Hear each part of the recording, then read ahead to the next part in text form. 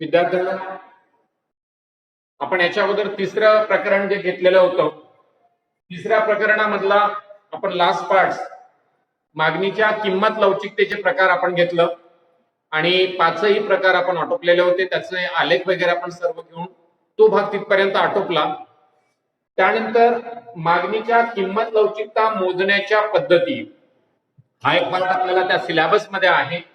मागणीची किंमत लवचिकता मोजण्याच्या पद्धती. मागणीची किंमत लवचिकता मोजण्याच्या 3 पद्धती आहेत. एक आहे गुणोत्तर किंवा शेकडेवारी पद्धत, दुसरी आहे एकूण खर्च पद्धत आणि तिसरी आहे बिंदू पद्धत किंवा भूमिती पद्धत. परंतु आपण आपल्या याच्यामध्ये आज आपण हे घेणार नाही. यामध्ये एकूण खर्च पद्धतीमधला जो ग्राफ आहे त्यामध्ये थोडंसं करेक्शन आहे पुस्तकामध्येच, आपण तेव्हा बघू. आताच नाही, त्याचे करेक्शन्स पूर्ण क्लिअर होतील आणि बिंदू पद्धतीमध्येही ग्राफ मध्ये करेक्शन्स आहेत. आपण जेव्हा हे होईल तेव्हा बघू. आज आपल्याला याची आवश्यकता नाहीये, आज आपण याचा विचार करणार नाही. म्हणून मागणीची किंमत लवचिकता मोजण्याच्या 3 पद्धती आपण सर्वात शेवटी घेऊ. लास्ट मध्ये आपल्याला जेव्हा असेल तेव्हा आपण घेऊ. गुणोत्तर किंवा शेकडेवारी पद्धत, एकूण खर्च पद्धत आणि बिंदू पद्धत ऑब्लिक भूमिती पद्धत. म्हणजे या 3 पद्धती आहेत. या पद्धती आपण नंतरच्या सिलेबस मध्ये घेणार किंवा नंतरच्या भागामध्ये घेणार, नंतरच्या तासिकेमध्ये घेणार. त्यानंतर याच प्रकरणामध्ये आपल्याला प्रकरण तिसरं ब पार्ट मध्ये मागणीची लवचिकता, या प्रकरणामध्ये मागणी लवचिकता निर्धारित करणारे घटक असा पार्ट दिलेला आहे. मागणी लवचिकता निर्धारित करणारे घटक. परंतु मागच्या वर्षीच्या सिलेबस मधनं हा भाग कमी करण्यात आलेला होता. 25% सिलेबस जे कमी केलं त्यामधला हा भाग कमी केला. तेच सिलेबस याही वर्षी कमी केलेला आहे. त्यामुळे आपल्याला या वर्षी पुरतं मागणी लवचिकता निर्धारित करणारे घटक या वर्षीच्या सिलेबसला नाही आहे. आणि मागणी लवचिकता महत्व किंवा मागणीच्या लवचिकतेचे महत्व हा पार्ट पण नाही. हा सिलेबस मधनं या वर्षापुरता कमी केलेला आहे.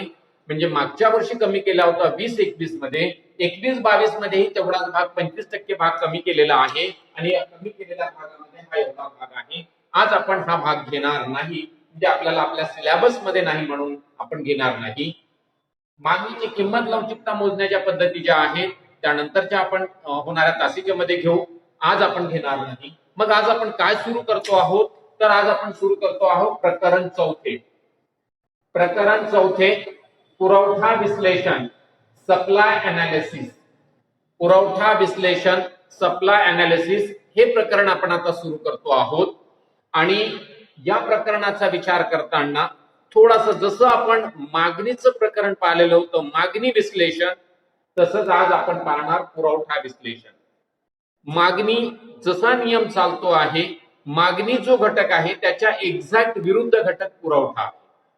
मागणी हा घटक ग्राहकाशी संबंधित असतो, तर पुरवठा हा घटक उत्पादक किंवा विक्रेत्याशी संबंधित असतो. आणि त्यामुळे मागणीचा विचार करताना किमतीची बाजू जर आपण पाहिली तर त्यामध्ये कॉन्ट्रावर्सी अशी आहे की किंमत कमी झाली की ग्राहकाकडून मागणी वाढते आणि किंमत वाढली की मागणी कमी होते. हा मागणीच्या सिद्धांताचा आपण भाग पाहिलेला होता. परंतु त्याच्यानंतर पुरवठ्यामध्ये मात्र त्याच्या एक्झॅक्ट दुसरा विरुद्ध भाग राहील. पुरवठ्याची बाजू ही उत्पादकाची किंवा विक्रेत्याची आहे आणि त्यामुळे पुरवठ्याच्या भागामध्ये काय होणार, तर किमतीचा जेव्हा संबंध आपण घेणार तेव्हा किमतीचा संबंध विचारात घेताना पुरवठा आणि किंमत ही उत्पादकाची किंवा विक्रेत्याची बाजू असल्यामुळे विक्रेत्याला असं वाटतं आहे की आपल्या जवळ उपलब्ध असलेल्या वस्तूतून जास्तीत जास्त विक्री करून जास्तीत जास्त नफा मिळावा.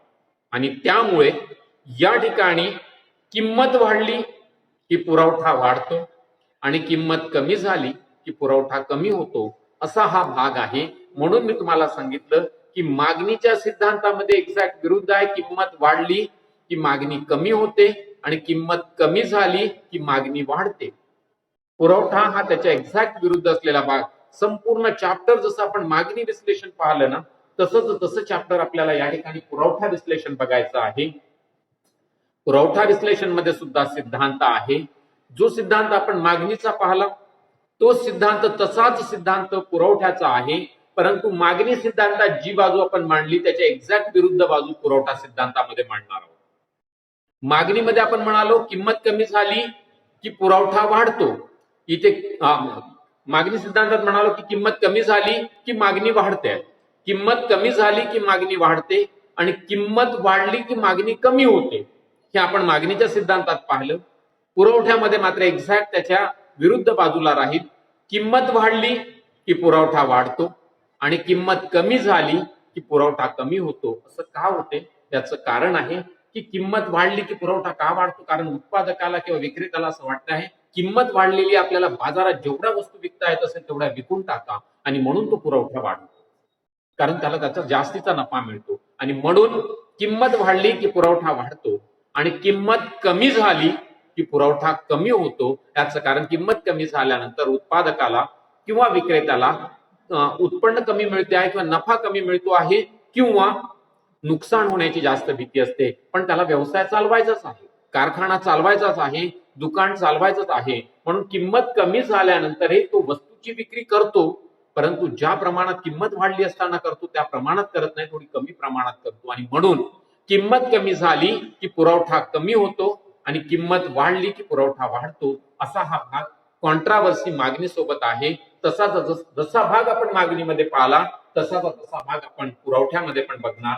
आणि या ठिकाणी थोडक्यात आपल्याला या ठिकाणी तुमच्या समोर ब्लॅकबोर्डवर दिसते आहे की याच्या काही कन्सेप्ट लिहिलेल्या आहेत मी, ज्याला आपण व्याख्या म्हणता येईल किंवा संकल्पना म्हणता येईल. या संकल्पना अगोदर आजच्या तासिकेमध्ये आपण फक्त या संकल्पना पाहणार आणि उद्याच्या तासिकेमध्ये पुरवठा म्हणजे काय, आपला पुरवठ्याचा नियम म्हणजे काय किंवा पुरवठ्याचा सिद्धांत कशाला म्हणतात आणि सिद्धांत अपवादासह स्पष्ट करा, हा पुढच्या तासिकेमध्ये आपण पाहणार. आज आपण पुरवठ्याच्या सिद्धांताच्या काही कन्सेप्ट संकल्पना दिलेल्या आहेत ते पाहू. पुरवठा विश्लेषण सप्लाय अनालिसिस मध्ये एकूण उत्पादन, ग्रॉस प्रोडक्शन असा शब्द वापरतो, एकूण उत्पादन. मग आता हे एकूण उत्पादन म्हणजे काय, ही काय कन्सेप्ट आहे एकूण उत्पादनाची? तर एकूण उत्पादन म्हणजे विशिष्ट कालावधीत अर्थव्यवस्थेत, म्हणजे विशिष्ट कालावधी एक विशिष्ट कालखंड, विशिष्ट कालावधीत अर्थव्यवस्थेत उत्पादित केलेल्या वस्तूच्या नगसंख्येची एकूण बेरीज म्हणजे एकूण उत्पादन होय. म्हणजे याचा अर्थ विशिष्ट कालखंड आहे, विशिष्ट काळ आहे, या काळामध्ये अर्थव्यवस्था म्हणजे देशाच्या अर्थव्यवस्थेत उत्पादित केलेल्या, उत्पादन झालेल्या वस्तूच्या नगसंख्येची, नगसंख्या म्हणजे 1 2 3 क्वांटिटी ज्याला म्हणतो, वस्तूच्या नगसंख्येची एकूण बेरीज म्हणजे एकूण उत्पादन होय. म्हणजे जेवढ्या वस्तूचं उत्पादन झालेलं असेल विशिष्ट काळामध्ये देशाच्या अर्थव्यवस्थेमध्ये, ज्या काही कारखानदारी आहे त्यामधून किंवा उत्पादनाचे सेक्टर आहे त्यामधून ज्या काही नगसंख्येचं 1 2 4 6 8 10 जी काय असेल असं आपण जे म्हणतो आहे त्या नगसंख्येचं झालेलं एकूण उत्पादन, त्याची एकूण बेरीज म्हणजे एकूण उत्पादन होय. म्हणजे याचा अर्थ एका विशिष्ट कालखंडामध्ये अर्थव्यवस्थेत उत्पादित केलेल्या वस्तूच्या नगसंख्येची एकूण बेरीज म्हणजे एकूण उत्पादन होय. म्हणजे साध्या भाषेत आपण लक्षात ठेवणार की विशिष्ट कालखंडामध्ये, महिनाभरामध्ये, 2 महिन्यामध्ये, 3 महिन्यामध्ये ज्या काही अर्थव्यवस्थेमध्ये उत्पादन झालेल्या आहे, उत्पादित केलेल्या वस्तूची नगसंख्या 1 लाख वस्तू तयार झाल्या, 2 लाख वस्तू तयार झाल्या, 10 लाख वस्तू तयार झाल्या, या सर्वांची बेरीज म्हणजे एकूण उत्पादन होय. म्हणजे एकूण उत्पादन, साधा कारखान्याचा घटक लक्षात ठेवणार की एका कारखान्यामध्ये समजा एका महिन्याच्या काठी 50,000 वस्तू तयार झाल्या, एका कारखान्यातून झाल्या, दुसऱ्या कारखान्यात 25,000 वस्तू तयार झाल्या, तिसऱ्या कारखान्यात पुन्हा 25,000 झाल्या. या तीनही कारखान्याचा जर विचार केला तर एका महिन्याच्या कालखंडामध्ये 1 लाख वस्तू 3 कारखान्यांनी तयार केल्या आहेत. आणि या वस्तू जर आपल्याला म्हणत असेल तर हे एकूण उत्पादन आहे. विशिष्ट काळात 1 महिन्यामध्ये अर्थव्यवस्थेत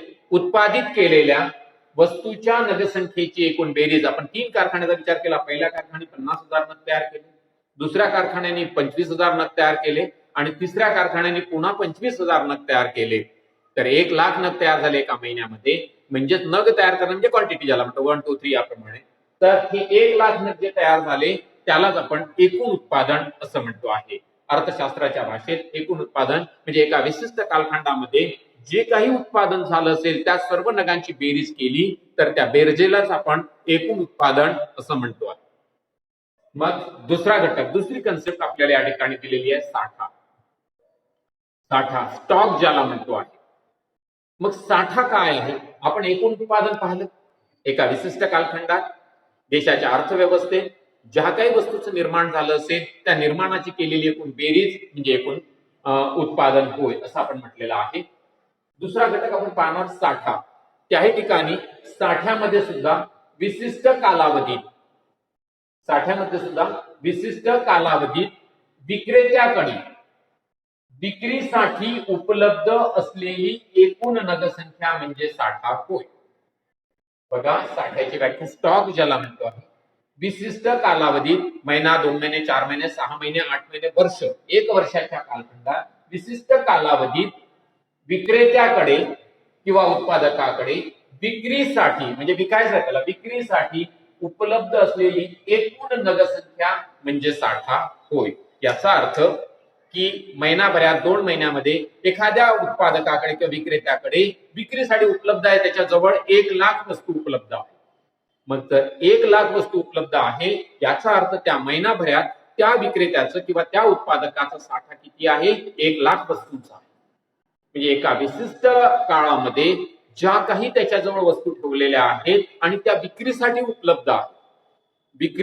उपलब्ध आहेत आणि म्हणून त्या विशिष्ट कालखंडामध्ये त्या उत्पादकाजवळ किती साठा आहे? आपण गृहीत धरलं की 1 लाख वस्तूंचा साठा आहे. म्हणजे याचा अर्थ त्या 1 लाख वस्तू त्यांनी बाजारात विक्रीसाठी उपलब्ध करून ठेवलेल्या आहे. म्हणजे त्याचा अर्थ की त्याच्याजवळ 1 लाख वस्तूंचा साठा आहे. आणि त्याच्यासाठी कालखंड हा महत्वाचा घटक आहे. विशिष्ट कालावधीत विक्रेत्यांकडे विक्रीसाठी उपलब्ध असलेली एकूण नगदसंख्या म्हणजे साठा होय. म्हणजे विक्रेत्यांकडे किंवा उत्पादकांकडे एका विशिष्ट कालावधीमध्ये विक्रीसाठी उपलब्ध असलेली नगदसंख्या म्हणजे आला त्याला बाजारात विकायचं आहे ही उपलब्ध नगदसंख्या म्हणजेच साठा होय. तर आपण साठ्याची पण व्याख्या पाहिली. पहिली व्याख्या पाहिली आपण एकूण उत्पादन. दुसरी व्याख्या पाहिली आपण साठा किंवा अर्थशास्त्राची संकल्पना पाहिली. साठा म्हणजे काय? तर विशिष्ट कालावधीमध्ये विक्रेत्याकडे किंवा उत्पादकाकडे विक्रीसाठी उपलब्ध विकायसाठी तयार आहे विक्रीसाठी उपलब्ध असलेली वस्तूंची नगदसंख्या म्हणजे साठा होय. मग पुरवठा पाहणार तिसरी. आता ज्याचं चॅप्टर आहे ना त्या चॅप्टरवर आधारित ही संकल्पना आहे पुरवठा. पुरवठ्याची व्याख्या पण खाली मी लिहिलेली आहे पुरवठ्याची व्याख्या. परंतु एक जनरलायझेशन मध्ये पुरवठा कशाला म्हणतो आहे आपण ती संकल्पना या ठिकाणी पाहणार. पुरवठा म्हणजे काय? पुरवठा कशाला म्हणतो आहे? तर विशिष्ट काळामध्ये विशिष्ट किंमत असताना म्हणजे एक विशिष्ट कालखंड आणि विशिष्ट कालखंडामध्ये किंवा विशिष्ट काळामध्ये विशिष्ट किंमत असताना उत्पादकाकडून विक्रीसाठी पुरवलेली नगदसंख्या म्हणजे पुरवठा होय. म्हणजे याचा अर्थ असा आहे एका विशिष्ट काळामध्ये विशिष्ट किंमत असताना म्हणजे एक विशिष्ट कालखंड महिनाभराचा, 1.5 महिन्याचा, 2 महिन्याचा ठीक असेल एक विशिष्ट कालखंड आणि त्या कालखंडामध्ये विशिष्ट किंमत एखाद्या वस्तूची 50 रुपये, 100 रुपये, 1000, 10,000, 50,000, लाख, 2 लाख, 5 लाख जी काही किंमत असेल या विशिष्ट काळामध्ये किंवा कालखंडामध्ये विशिष्ट किंमत असताना उत्पादकाकडून विक्रीसाठी उपलब्ध असलेली किंवा विक्रीसाठी पुरविलेली नगदसंख्या म्हणजे पुरवठा होय. उदाहरणार्थ आपण पाहू की 1 महिन्याच्या काळामध्ये एका कार विक्रेत्याकडून असं गृहीत धरून की 50 कार त्यांनी विक्रीसाठी उपलब्ध करून दिलेल्या त्या कारची किंमत 5 लाख रुपये. 1 महिन्याचा कालखंड आहे. कारची किंमत 5 लाख रुपये आहे. विशिष्ट किंमत असताना उत्पादकाकडून विक्रीसाठी 50 कार त्यांनी विक्रीसाठी पाठविल्या. म्हणजेच याचा अर्थ एका विशिष्ट कालखंडात त्या महिनाभराच्या कालखंडामध्ये 5 लाख किमतीवर तो कार उत्पादक 50 कार विक्रीसाठी तयार ठेवतो आहे किंवा 50 कार त्याची विक्रीची तयारी आहे. या घटकाला आपण पुरवठा असं म्हणतो. म्हणजे विशिष्ट कालखंडात विशिष्ट किमतीला उत्पादकाकडून विक्रीसाठी पुरविलेली नगदसंख्या म्हणजे पुरवठा होय. म्हणजे बघा 3 कन्सेप्ट आपण या ठिकाणी पाहिल्या, 3 संकल्पना पाहिल्या. कोणत्या 3 संकल्पना? एक पहिली संकल्पना एकूण उत्पादन. उत्पादन कशाला म्हणतात? तर विशिष्ट कालावधीत अर्थव्यवस्थेत उत्पादित केलेल्या वस्तूच्या नगदसंख्येची विशिष्ट कालावधीत अर्थव्यवस्थेत उत्पादित केलेल्या वस्तूच्या एकूण नगसंख्येची बेरीज म्हणजे एकूण उत्पादन होय, हा घटक आपण पाहिला. दुसरा घटक आपण पाहिला साठा. साठा कशाला म्हणतोय तर विशिष्ट कालावधी विक्रेत्यांकडे विक्रीसाठी उपलब्ध असलेली एकूण नगसंख्या, विक्रीसाठी उपलब्ध असलेली एकूण नगसंख्या म्हणजे साठा होय. त्यांनी जे काही उत्पादन, आता जसं आपण कार विक्रेत्याचं उत्पादन पाहिलं की त्यांनी एका पुरवठ्याच्या ह्याच्यात की एका विशिष्ट एका महिन्याच्या कालखंडामध्ये 5 लाख वस्तूची किंमत असताना किंवा त्याच्या कारची किंमत असताना तो 50 कार विक्रीसाठी तयार आहे. पण किती किंमत? एक महिन्याचा कालखंड, 5 लाख रुपये किंमत आणि 50 कार. पण त्याच्या कारखान्यामध्ये गृहीत धरतो आहे आपण की त्याच्या कारखान्यामध्ये 500 कार तयार झाल्या. कारखान्यात त्याच्याजवळ स्टॉक आहे 500 कारखान्याचा, त्याच्याजवळ स्टॉक आहे 500 कारचा. परंतु 500 कारचा स्टॉक असताना या 5 लाखाच्या किमतीवर तो फक्त 50 कार त्या महिनाभरात विकायला तयार आहे. आणि तो 50 कार विकायला तयार आहे म्हणून त्याला आम्ही पुरवठा असं म्हणतो आहे. विशिष्ट काळामध्ये विशिष्ट किंमत असताना उत्पादकाकडून विक्रीसाठी पुरविलेली नगसंख्या म्हणजे पुरवठा होय. त्याचा अर्थ असा आहे, एक विशिष्ट काळ आहे, आपण महिनाभराचा काळ पाहिला, विशिष्ट किंमत आहे 5 लाख रुपये किंमत आहे. मग ही 5 लाख रुपये किंमत असताना त्या उत्पादकाकडून विक्रीसाठी पुरविलेली नगसंख्या आपण पाहिली 50. मग 50 कार त्याने विक्रीसाठी काढल्या म्हणजे याचा अर्थ त्या विक्रेत्याचा पुरवठा किती आहे त्या महिन्यामध्ये 50 कार. पण त्याच्या गोडाऊन मध्ये किंवा त्याच्या कारखान्यामध्ये 500 कार उभ्या आहेत. 500 कार उभ्या आहेत, साठा. 500 कारचा त्याच्याजवळ साठा आहे, तो विकू शकतो 500 कार. पण त्यांनी पुरवठा कितीचा केला हा साठा भाग पाहिला. त्याच्याजवळ 500 कार आहे, कशा विशिष्ट कालावधीत विक्रेत्याकडे, त्या महिनाभराच्या कालावधीत त्याच्याजवळ 500 कार आहे विशिष्ट कालावधीत विक्रेत्याकडे, त्या विक्रीसाठी उपलब्ध आहे. विक्रीसाठी उपलब्ध असलेली त्याला 500 कार विकायचे आहे. 500 ही कार विकायचे आहेत, परंतु इथे किंमत नाही वापरली आपण. विशिष्ट कालावधीत विक्रेत्याकडे विक्रीसाठी उपलब्ध आहे, उपलब्ध असलेली एकूण नगरसंख्या म्हणजे साठा होय. म्हणजे त्याला 500 कार विकायचे आहे, त्याच्याजवळ उपलब्ध आहे, पण खाली पुरवठा काय म्हणतात? पुरवठा विशिष्ट काळामध्ये विशिष्ट किंमत असताना उत्पादकाकडून विक्रीसाठी पुरवलेली नगरसंख्या म्हणजे पुरवठा होय. त्याच्याजवळ साठा 500 कारचा आहे. आताच आपण पाहिलं की विशिष्ट कालखंड 1 महिन्याचा कालखंड, आणि या 1 महिन्याच्या कालखंडामध्ये त्या उत्पादकाकडून 5 लाख रुपये बाजारात किंमत आहे त्याच्या कारची, पण या 5 लाख रुपयाच्या किमतीवर किती कार विकायला तयार आहे? 50 कार विकायला तयार आहे. मग ह्या 50 कार त्या महिन्यातला त्या उत्पादकाचा पुरवठा होय. मग त्याचा साठा किती आहे? 500 कारचा आपण पाहिलं. त्याच्याजवळ साठा आहे 500 कारचा, पण विशिष्ट काळात विशिष्ट किमतीला तो पुरविणारी जी नगरसंख्या आहे ती नगरसंख्या म्हणजेच पुरवठा होय. विशिष्ट काळामध्ये विशिष्ट किंमत असताना उत्पादकाकडून विक्रीसाठी पुरविलेली नगरसंख्या म्हणजे पुरवठा होय. तर ही तिसरी कन्सेप्ट आपण पाहिली पुरवठ्याची. त्याच्या खाली अजून एक, पुरवठा ही प्रवाही संकल्पना आहे. प्रवाही फ्लोटिंग निर्माण होते आपल्या स्टॉक मध्ये, तयार होते, साठा तयार होतो, साठा झाला की त्याला पुरवठ्यात टाकतात, पुरवठ्यातून विक्री होते आहे, विक्री झाली की पुन्हा वस्तूचं निर्माण होते आहे. म्हणजे हा सतत चालणारा प्रवाह आहे. म्हणून पुरवठा ही प्रवाही संकल्पना आहे. हे रिकाम्या जागेसाठी लक्षात ठेवायचं किंवा जोड्या लावासाठी लक्षात ठेवायचं की जोड्या लावाच्या बाजूला एका बाजूला पुरवठा लिहिलेला असेल तर दुसऱ्या बाजूला प्रवाही संकल्पना लिहिलेली असेल. म्हणून आपण हे वाक्य लक्षात ठेवायचं की पुरवठा ही प्रवाही संकल्पना आहे. फ्लोटिंग म्हणजे वाहते आहेत, निर्माण होते, तयार झालेल्या वस्तू बाजारात विक्रीसाठी येतात, विक्री झाली की पुढे जाते आहे, पुन्हा नवीन वस्तू तयार होतात, पुन्हा त्या विशिष्ट किमतीला वस्तू विकल्या जातात, पुन्हा नवीन वस्तू. म्हणजे हा सतत चालणारा प्रवाह आहे. आणि म्हणून पुरवठा ही प्रवाही संकल्पना आहे असं म्हटलं जाते आहे. आणि म्हणून खालची हा घटक पुरवठा ही प्रवाही संकल्पना लक्षात ठेवायचं. जोड्या लावा किंवा चूक की बरोबर एखाद्या वेळेस रिकाम्या जागेमध्ये सुद्धा की हा शब्द ब्लँक केला जाईल. पुरवठा ही रिकामी जागा संकल्पना आहे, प्रवाही संकल्पना आहे. त्या ठिकाणी लिहिलेलं स्थिर असेल, चल असेल, जे काही असेल असं लिहिलं, पण प्रवाही हा शब्द वापरणार. किंवा जोड्या लावा, एका बाजूला पुरवठा लिहिलेलं असेल, दुसऱ्या कॉलम मध्ये लिहिलेलं असेल प्रवाही संकल्पना. आणि म्हणून हे वाक्य लक्षात ठेवायचं की पुरवठा ही प्रवाही संकल्पना आहे. मग विशिष्ट काळ असा शब्द आपण या सर्व ठिकाणी वापरला. मी खाली ती कन्सेप्ट लिहून ठेवलेली आहे की विशिष्ट काळ कशाला म्हणतोय आपण, तर विशिष्ट काळ म्हणजे एक दिवस, एक आठवडा, एक महिना, एक वर्ष यामध्ये विक्रीसाठी उपलब्ध केलेली नगरसंख्या म्हणजे विशिष्ट काळ होय. विशिष्ट काळ म्हणजे विक्रीसाठी उपलब्ध केलेली नगरसंख्या. मग तो एक दिवस असेल, एक आठवडा असेल, एक महिना असेल, एक वर्ष असेल, या काळामध्ये किंवा या कालखंडामध्ये विक्रीसाठी उपलब्ध केलेली नगरसंख्या म्हणजे पुरवठा होय. तर ही पुरवठ्याची संकल्पना, यामध्ये विशिष्ट काळ, विशिष्ट आपण वारंवार शब्द पाहिला, विशिष्ट काळ. काळ म्हणजे काय, तर विशिष्ट काळ म्हणजे आपण तो घटक विचारात घेतो विशिष्ट काळाचा की एक दिवसाचा काळ, एक आठवड्याचा काळ, एक महिन्याचा काळ, एक वर्षाचा काळ.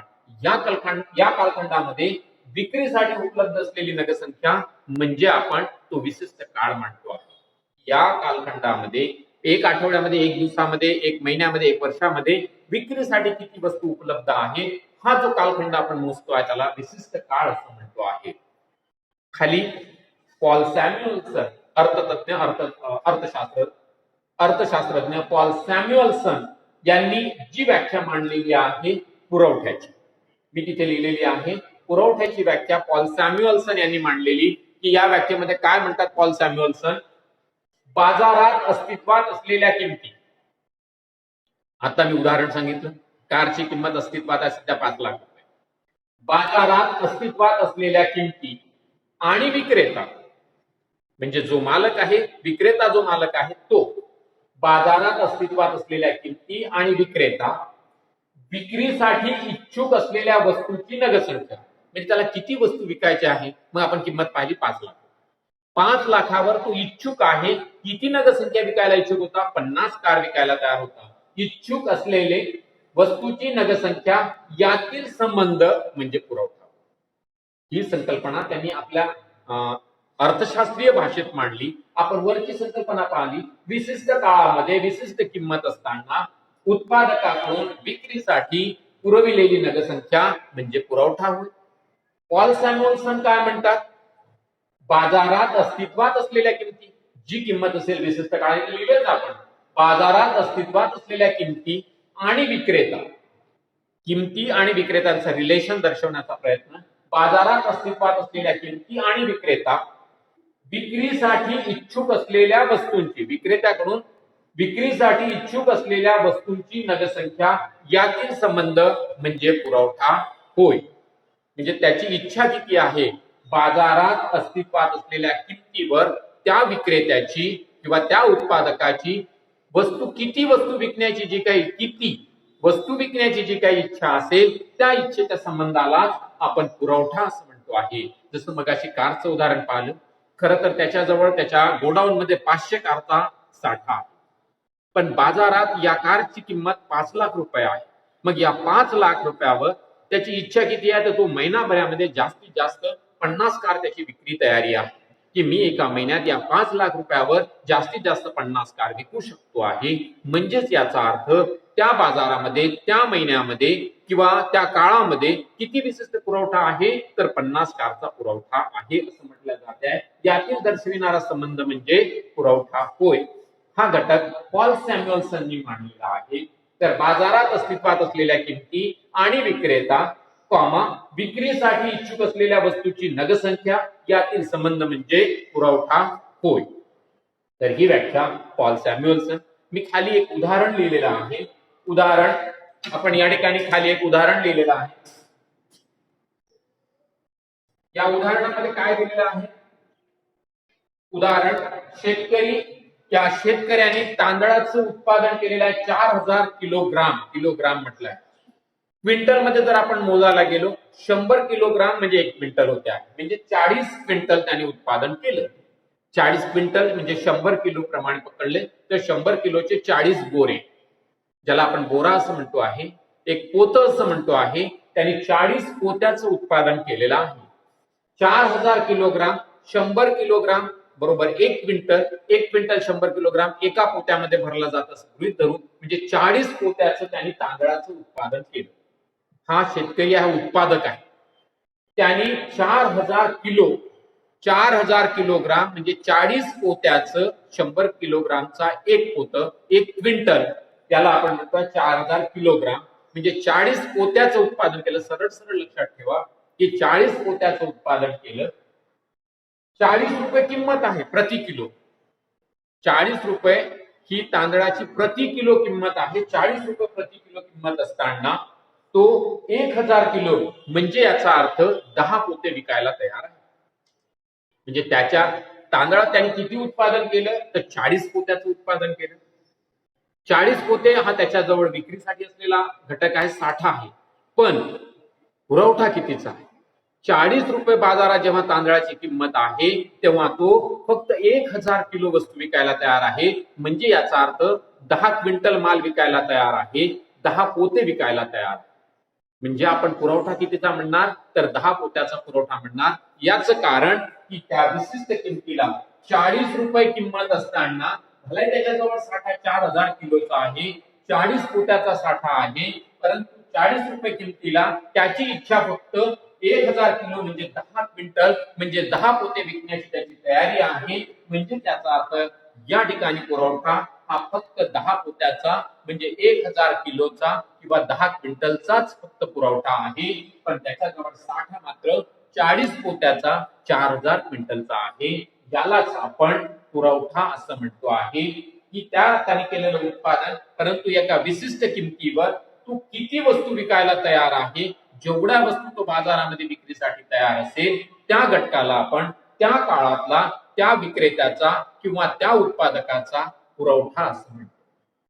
आणि या ठिकाणी या शेतकऱ्याने उत्पादन केलेलं आहे 4000 किलोचं. 4000 किलो म्हणजे 100 किलोच्या मागे 1 क्विंटल, एक पोत. म्हणजे 40 पोत्याचं त्यांनी उत्पादन केलं. 40 पोत्याचं उत्पादन आहे, परंतु बाजारात या तांदळाची किंमत 40 रुपये प्रति किलो आहे. तेव्हा मात्र तो 1000 किलो विकायला तयार आहे. 4000 किलो पैकी 1000 किलो विकायला तयार आहे. म्हणजे 10 क्विंटल विकायला तयार आहे, 10 पोते विकायला तयार आहे. याचा अर्थ त्या काळामध्ये, त्या विशिष्ट काळामध्ये त्या शेतकऱ्याकडून 40 रुपये किंमत असताना 4000 किलो पैकी फक्त 1000 किलो तांदूळ विकायची त्याची तयारी आहे. म्हणजे त्या काळातला पुरवठा फक्त 1000 किलोचा आहे म्हणजे 10 क्विंटलचा. पण त्याच्याजवळ साठा मात्र 40 क्विंटलचा आहे. 40 क्विंटलचा साठा असताना विशिष्ट किमतीला त्याची मानसिकता किंवा विक्रीची त्याची तयारी आहे फक्त 10 क्विंटलची. आणि म्हणून तो आपण म्हणतो आहे त्या काळातील पुरवठा फक्त 10 क्विंटलचा आहे. म्हणून विशिष्ट किंमत असताना विशिष्ट काळात उत्पादक किंवा विक्रेता जेवढे नग पुरविण्यासाठी तयार असतो आपण त्याला त्या काळातील पुरवठा असे म्हणतो आहे. तर हा भाग आपण या कन्सेप्ट या ठिकाणी पाहिल्या. या कन्सेप्ट आपल्या दृष्टीने महत्वाच्या होत्या. एकूण उत्पादन, साठा, पुरवठा आणि मग पुरवठ्याची व्याख्या म्हणली पॉल सॅम्युएल्सननी. आणि त्याच्यात खालील उदाहरण लिहिलं. पॉल सॅम्युएल्सन म्हणाले बाजारात अस्तित्वात असलेल्या किमती आणि विक्रेता विक्रीसाठी इच्छुक असलेल्या वस्तूची नगसंख्या यातील संबंध दर्शवणे म्हणजे पुरवठा होय. तर आपण एवढा घटक आपण या ठिकाणी आजच्या तासिकेमध्ये पाहिला. बाकीचा घटक आपण नंतरच्या तासिकेमध्ये घेऊ. आपल्याला बाकीचा घटक म्हणजे सिद्धांत राहणार आहे, तो आपण नंतरच्या तासिकेमध्ये घेऊ. तर आज आपण आपला वर्ग या ठिकाणी थांबवतो आहे. आपण नवीन प्रकरण सुरू केलं. प्रकरण आपण 4थं सुरू केलं, पुरवठा विश्लेषण.